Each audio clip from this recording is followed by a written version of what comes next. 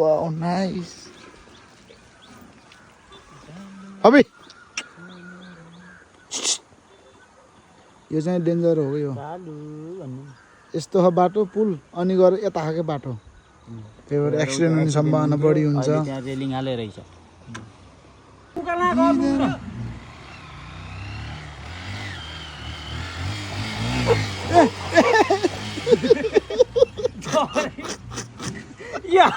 यो मलाई पठाउने झन्डै टोकेको यार जब उनी आन भनेको त यार ए मा कसम यार टपक्क बसिरहेको थियो कुकुरै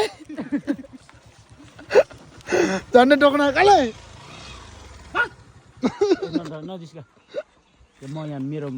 मामाको घरको कुकुर हो के